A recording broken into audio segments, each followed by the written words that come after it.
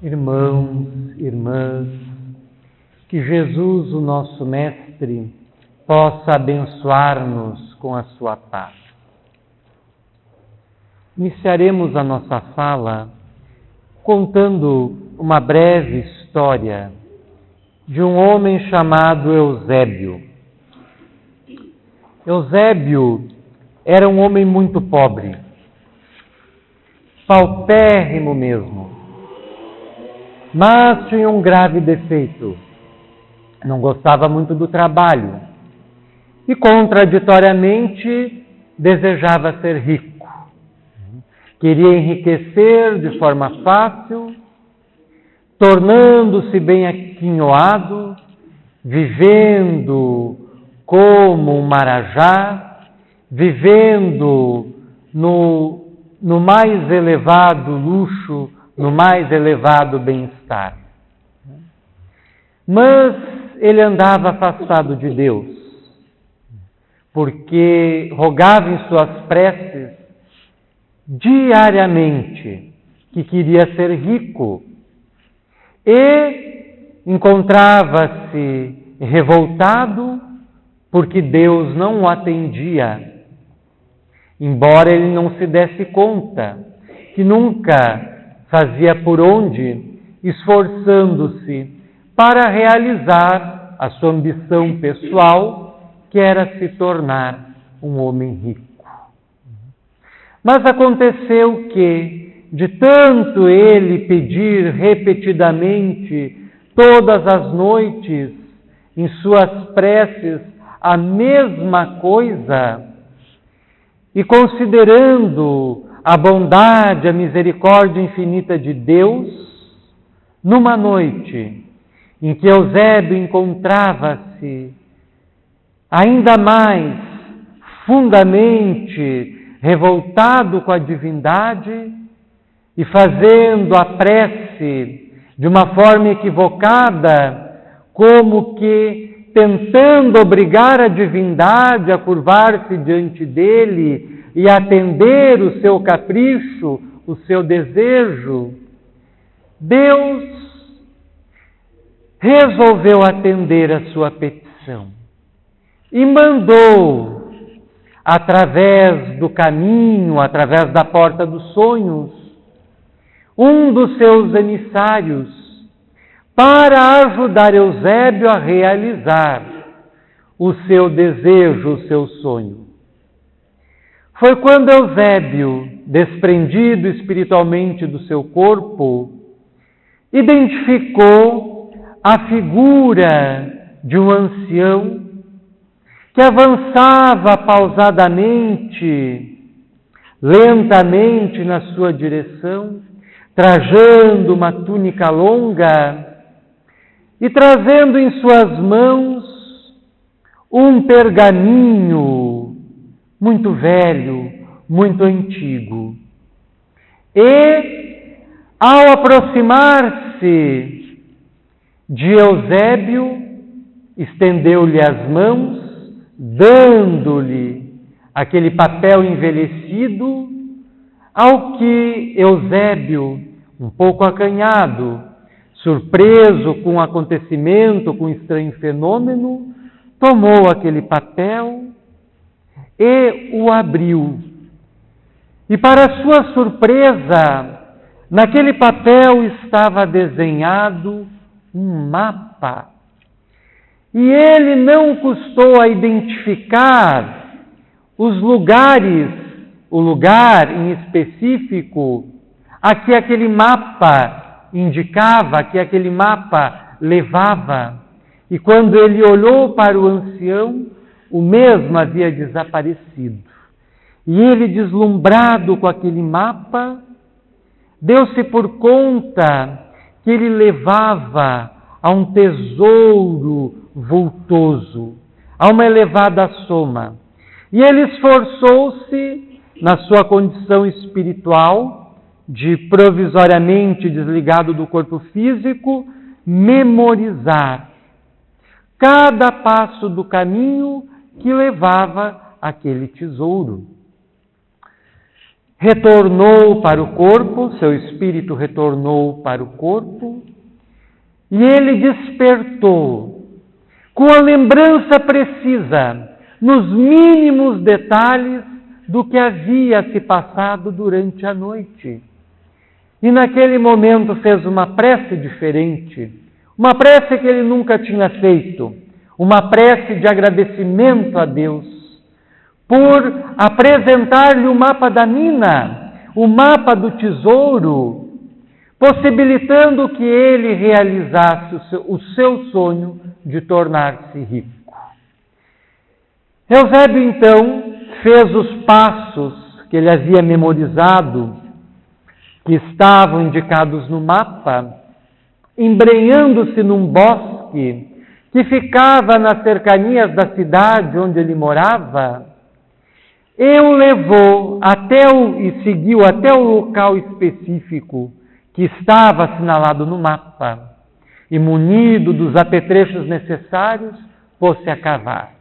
E cavou, e cavou, e cavou, e cavou até cansar. Mas ele estava determinado, queria ser rico, e voltou a cavar. E cavou, e cavou, e cavou, mas não encontrou nada. E aquela experiência foi profundamente negativa para ele. Novamente brigou com Deus. Estava revoltado mais do que as outras vezes, porque Deus estava brincando com ele. Ele queria ser rico, e Deus lhe enviara um sinal, mas esse sinal o levara a lugar nenhum. E voltou para casa, extenuado, extremamente cansado, sujo, tomou um banho, atirou-se na cama e não demorou a dormir. E novamente ele se viu fora do corpo físico e enxergou o mesmo ancião vindo na direção dele. E o ancião simplesmente o observou, fitou os seus olhos e recomendou-lhe: Eusébio, cava um pouco mais. Aquilo bastou. Ele, depois de algumas horas de sono, despertou, e aquelas palavras do ancião ainda vibravam em sua mente: Eusébio, cava um pouco mais. Foi então que ele resolveu, ainda pela madrugada, refazer os passos do dia anterior, retomar o bosque e procurar na sua intimidade, lá no buraco que ele já havia aberto, o tesouro que ele acreditava estar enterrado lá. E novamente pôs-se a cavar. E cavou, e cavou, e cavou, mas não veio encontrar nada. Parou, descansou mais um pouco e voltou a cavar. E cavou, e cavou, e cavou, mas, da mesma forma que as outras vezes, também não encontrou nada. E aquilo bastou para ele. Nunca mais voltaria a conversar com Deus, porque Deus o desprezara. Deus estava fazendo-o de bobo. Deus estava castigando-o. E ele queria ser rico, mas não queria mais nem cavar, não queria nem trabalhar, mas queria ser rico. E voltou para casa naquele dia, mais cansado do que no dia anterior, lavou-se e foi deitar. E novamente o sonho dos 2 dias anteriores repetiu-se. Apareceu o ancião que lhe recomendava: Eusébio, cava um pouco mais. Mas ele ignorou aquele sonho. Acordou e aquelas palavras continuaram vibrando em seu íntimo: Eusébio, vá cavar, vá buscar o seu tesouro. Mas ele resolveu ignorar. E passou o resto dos seus dias na terra sem reconciliar-se com Deus e sem atender à petição daquele velho homem que todas as noites, até o final da sua vida terrena, vinha convidá-lo, vinha orientá-lo, vinha chamá-lo para cavar um pouco mais. Chegou o momento do qual ninguém escapa. Chegou o momento que todos nós sabemos que vamos passar por ele, mas que ninguém tem pressa para que ele chegue logo. Chegou para Eusébio o momento da morte. O momento em que ele iria encontrar-se consigo mesmo e, quiçá, talvez, com a divindade. Ele desencarnou, morreu, abandonou seu corpo e, para sua surpresa, divisou ao longe a figura do ancião que vinha em passos serenos, tranquilos, compassados, buscar-lhe. E o ancião o levou até o bosque, até o buraco que ele havia começado a cavar e onde, segundo o mapa que o ancião havia lhe dado, havia um tesouro escondido.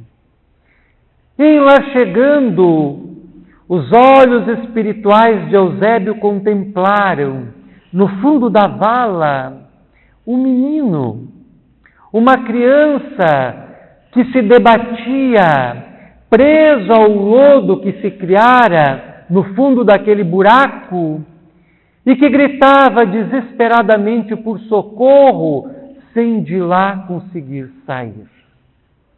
Passado alguns instantes, Eusébio observou e percebeu vários passos na mata, um barulho intensificando-se, e logo viu um homem que apareceu seguido de outros homens.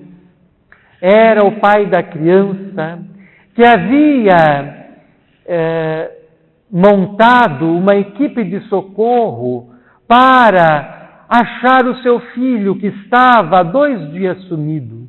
Havia embrenhado-se naquele bosque e não voltara. E finalmente havia encontrado a criança.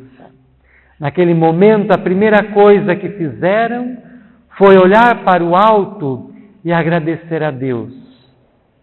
Aquele homem, aquele pai, agradeceu com todo o seu coração a divindade por ter reencontrado seu tesouro perdido.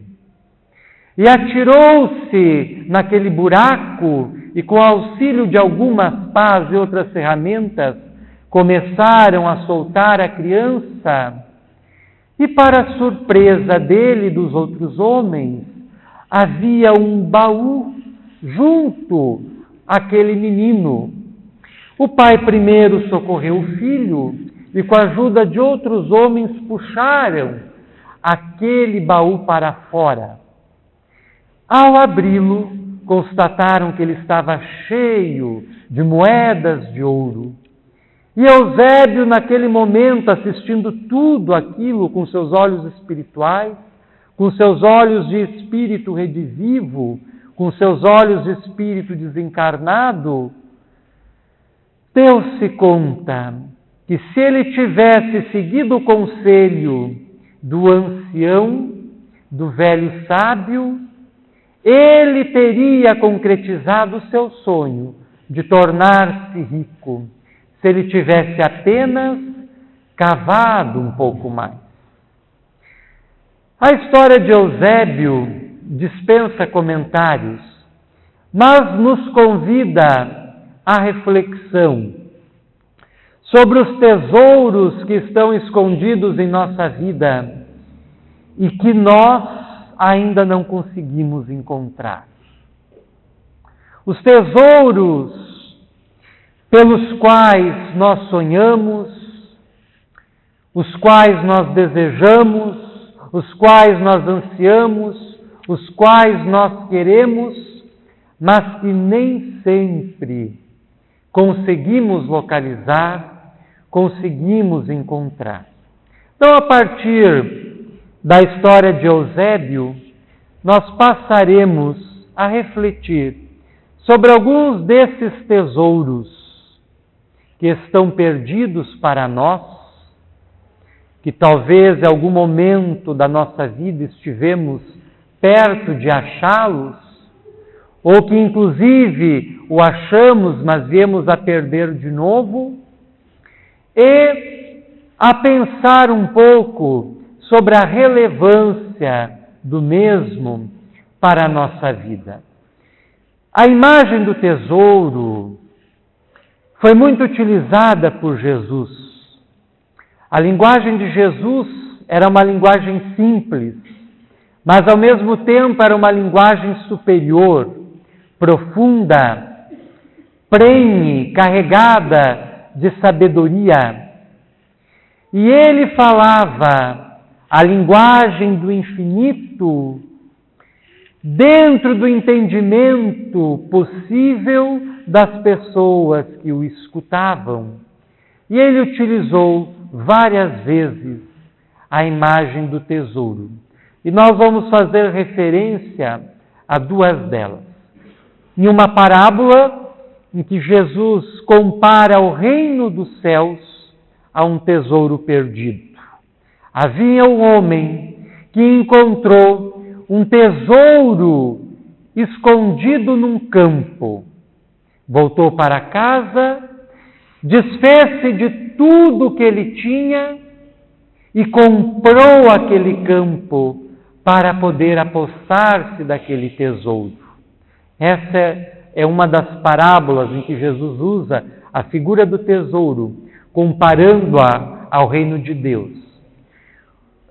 Outra alusão que Deus faz ao tesouro é durante o Sermão da Montanha, que é sem dúvida nenhuma o mais belo discurso já pronunciado na terra.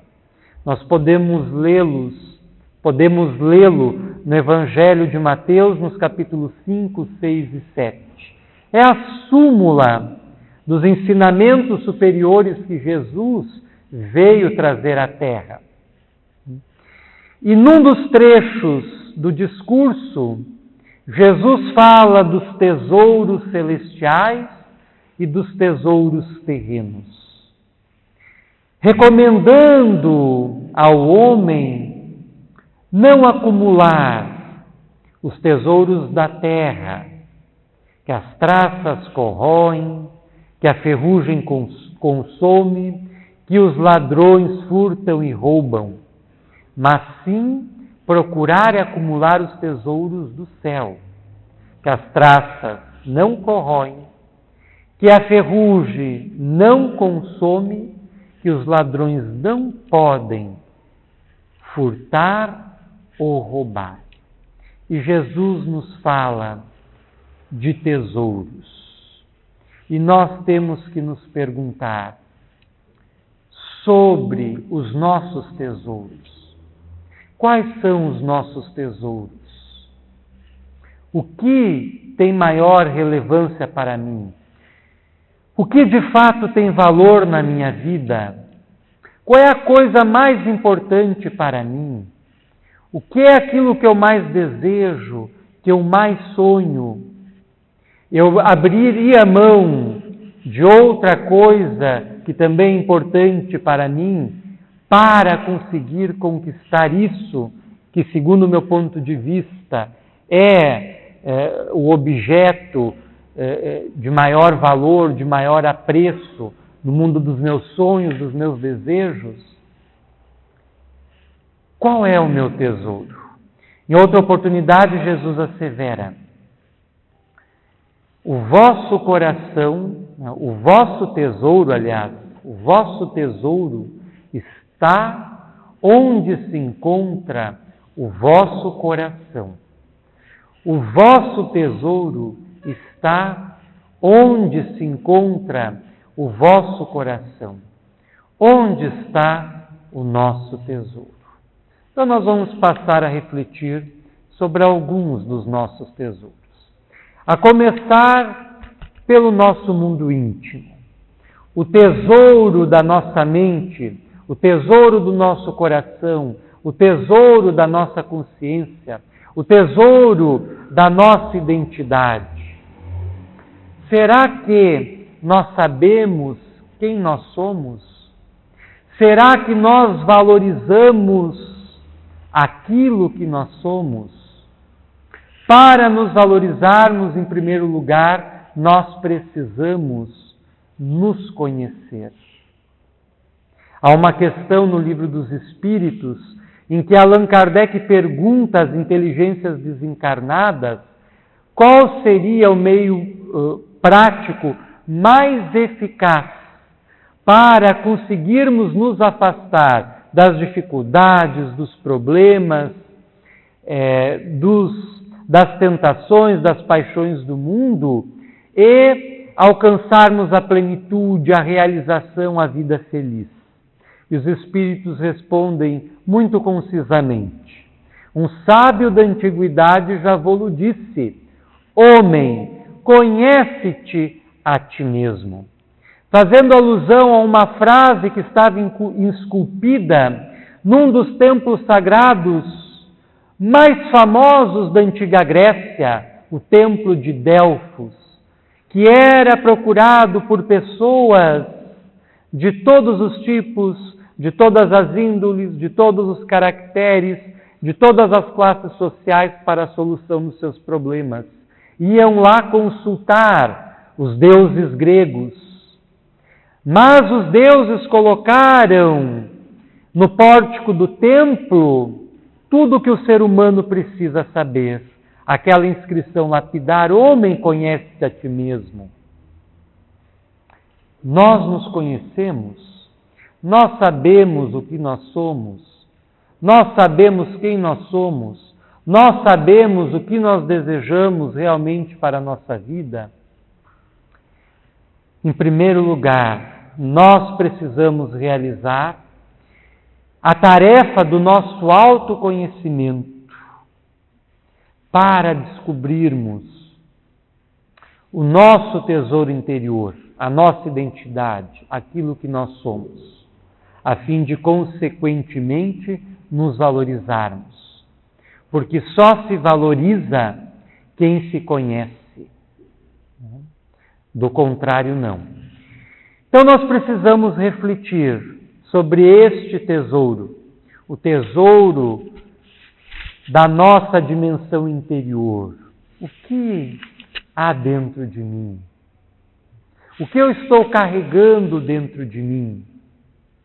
E o que as pessoas que convivem comigo sentem, percebem, observam, notam da convivência comigo, dos reflexos do meu interior, no meu comportamento, no meu procedimento, nas minhas atitudes. O que está dentro de mim? Quais são os sentimentos que predominam em meu íntimo? O que palpita em meu coração? São sentimentos bons? Não são? Que tipo de sentimentos são? São sentimentos ruins? O que está dentro de mim? Nós precisamos nos conhecer. O Espiritismo nos esclarece que nós somos seres espirituais que momentaneamente se servem do corpo físico para aprender, para crescer, para evoluir. E esta seria a finalidade primeira e última da nossa permanência na Terra. A Terra é para nós uma escola, onde nós precisamos cumprir diversas etapas para ascendermos espiritualmente, para crescermos como um todo, para nos elevarmos intelectual, emocional, espiritualmente. Só que, mesmo nós espíritas, muitas vezes esquecemos deste ponto que é fundamental no espiritismo. O fato de nós sermos um espírito que está num corpo. E nós caímos no mundo das ilusões. O que os hindus, em seu pensamento, caracterizaram como sendo a deusa Maya, a deusa das ilusões, a deusa dos prazeres, a deusa das coisas materiais. Nós estamos mergulhados nas ilusões de Maya.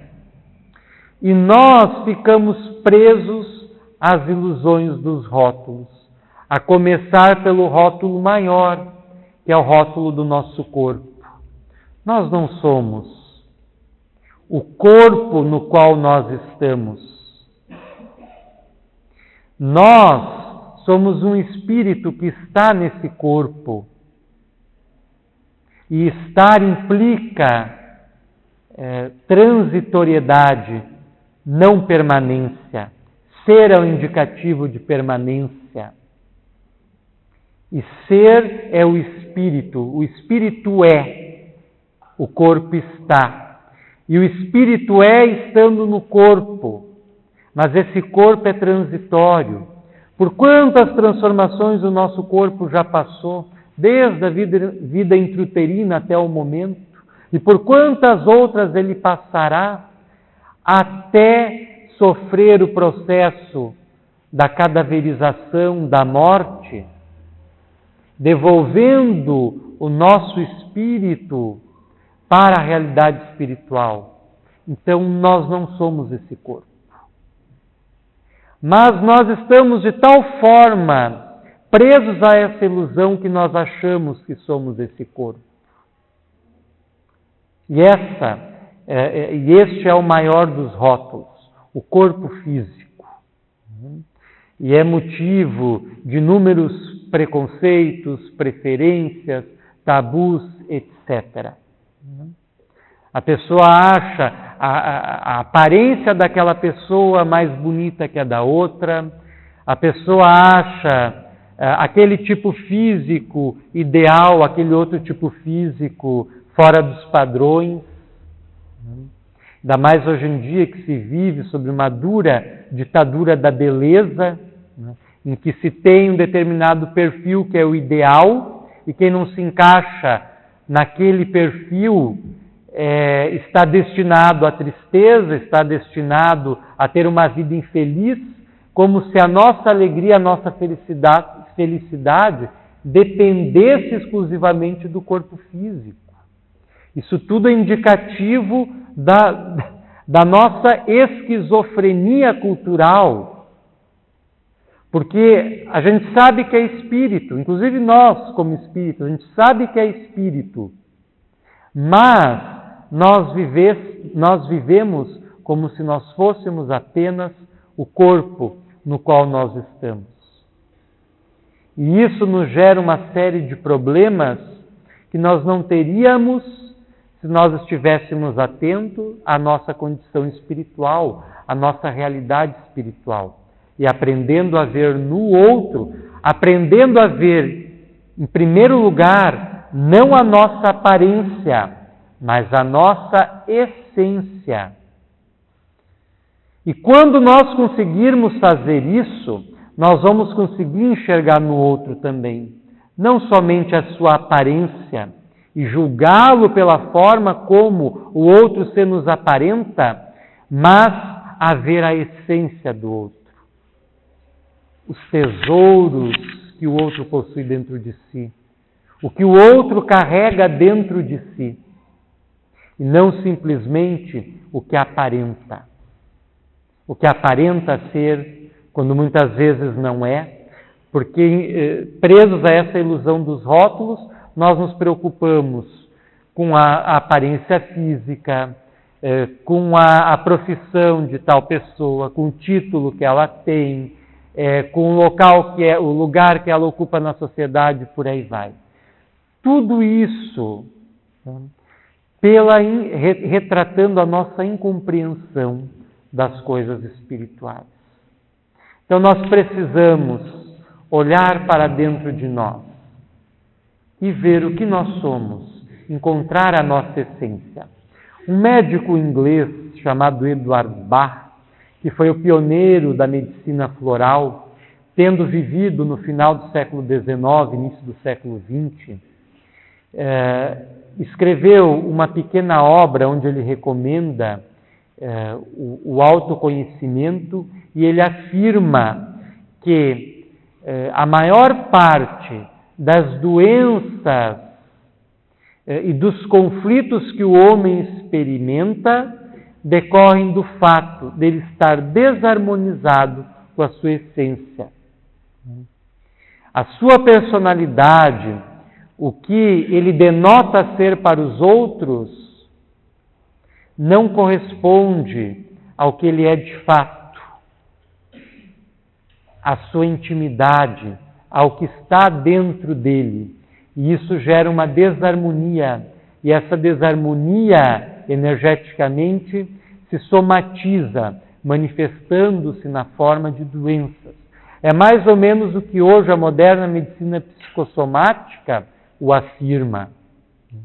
Então nós precisamos atentar para o que nós somos de fato, o que está dentro de nós. E nós precisamos enxergar as luzes que já brilham em nosso íntimo, mas precisamos também identificar as sombras que ainda estão presentes em nós e que são as responsáveis pela nossa infelicidade, pela nossa tristeza, pela nossa melancolia, pela nossa depressão, pelo nosso mal-estar, pela nossa desarmonia, pelo nosso medo e por aí vai.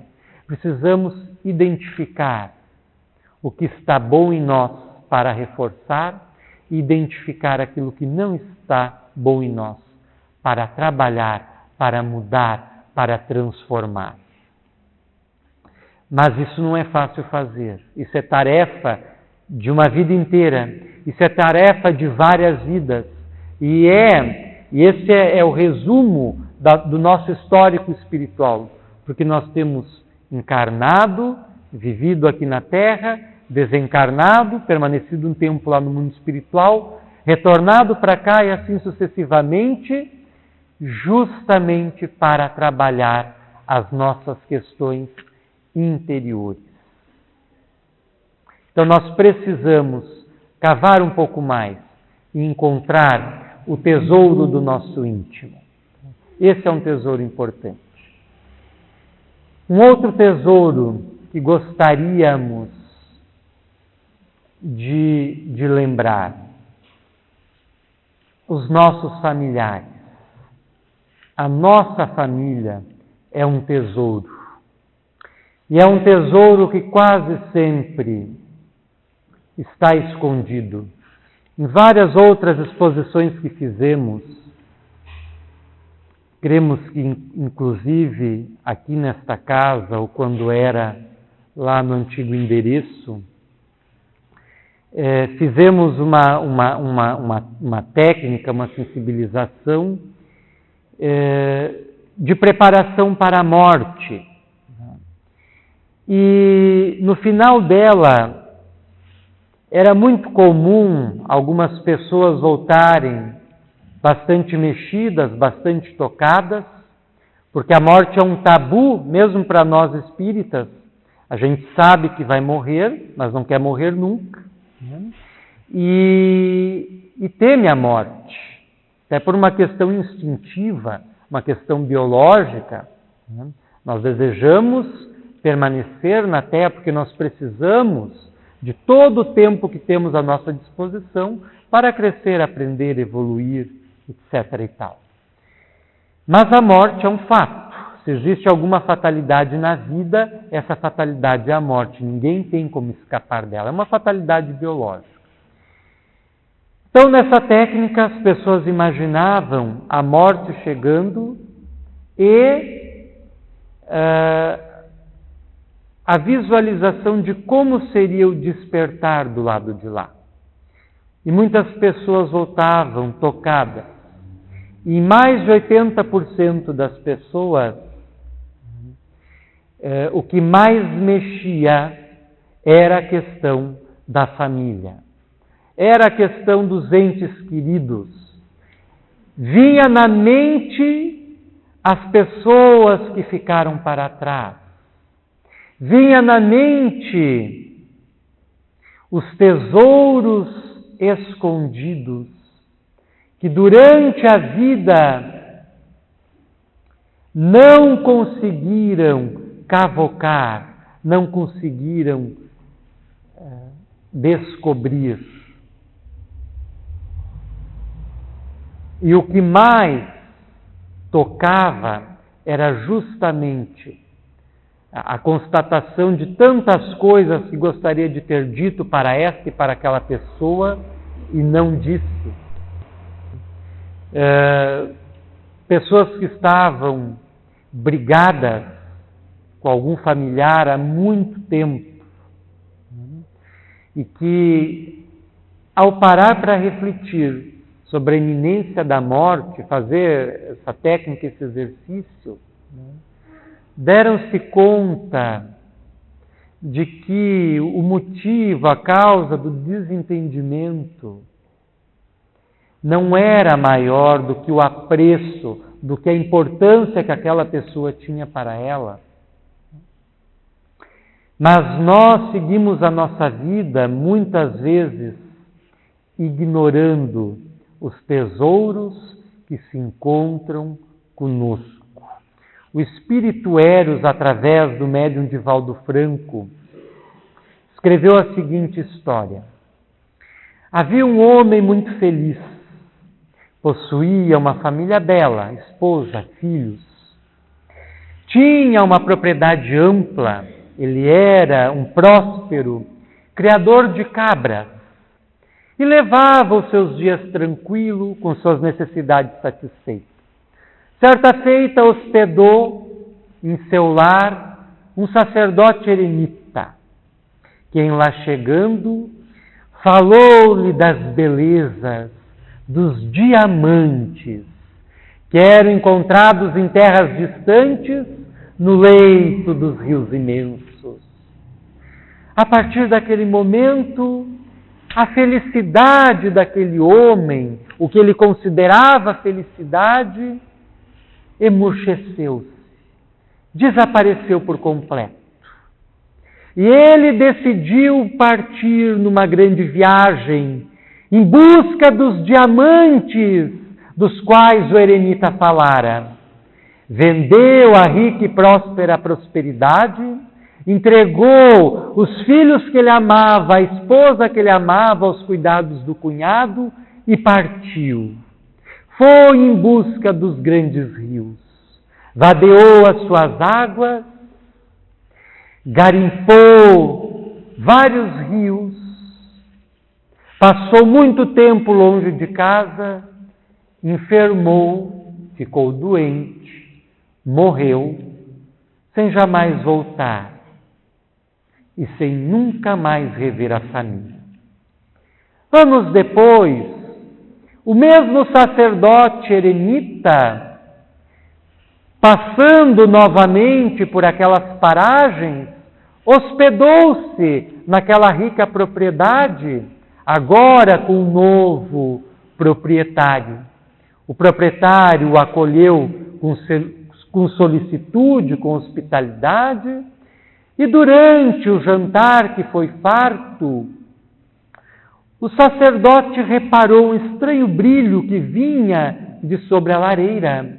E ao indagar do seu anfitrião do que se tratava, o que era aquele objeto brilhante, tão belo, tão bonito, que despertara a sua atenção, o novo dono daquela herdade respondeu, sem ligar maior importância: "Ah, isso é um dos diamantes que eu extraí de uma jazida que eu encontrei no córrego, que passa aqui nos fundos da minha propriedade."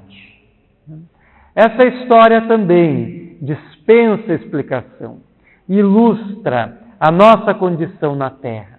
Muitas vezes nós estamos sentados no trono da felicidade, estamos de posse posse de imensos tesouros, mas não nos damos conta disso. O nosso tesouro está escondido. E nós precisamos cavá-lo e encontrá-lo.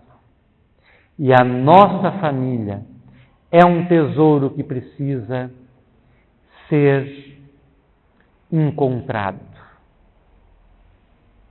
Não há em nossa vida nada mais importante do que a nossa família, inclusive do ponto de vista espiritual. Mesmo os nossos entes consanguíneos que nos incomodam, que pisam em nossos calos, com os quais nós brigamos constantemente, que são objetos de desentendimento, intriga na família. Mesmo nesses casos, a nossa família é o que nós temos de mais importante. E nós sabemos que as leis do destino não funcionam por acaso e que nós nos encontramos no lugar em que nós nos achamos, com as pessoas com as quais nós nos encontramos, segundo forças maiores que dimanam de Deus e que aproximam quem precisa estar junto, tentando, através dos elos consanguíneos, muitas vezes, dirimir questiúnculas do passado, dirimir sombras que foram produzidas em outras vidas, solucionar verdadeiros dramas que vêm se arrastando há muitas e muitas encarnações. Então é no seio da família que nós encontramos o tesouro da nossa restauração, o tesouro do nosso resgate, o tesouro da nossa superação e também o tesouro da nossa felicidade, o tesouro do nosso amor. E nós precisamos resgatar, recuperar, cavocar e descobrir o tesouro da nossa família.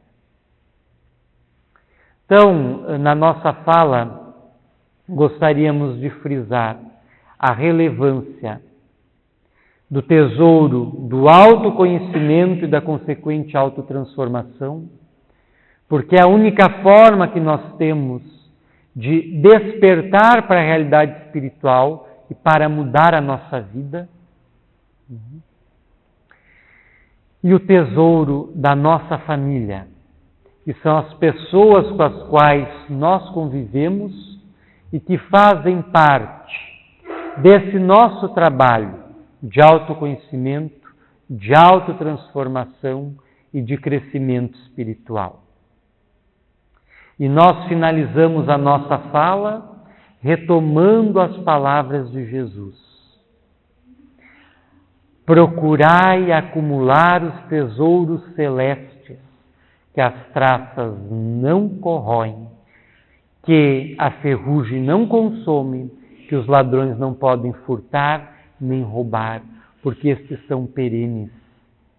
E os tesouros celestiais são o amor, são a compreensão, são os sentimentos nobres que conseguimos cultivar dentro da gente, são os valores morais que nós temos, são as lembranças que nós possuímos, sobretudo as lembranças boas, as lembranças felizes, as lembranças alegres dos momentos de convivência com as pessoas que nos cercam, da nossa família consanguínea ou não.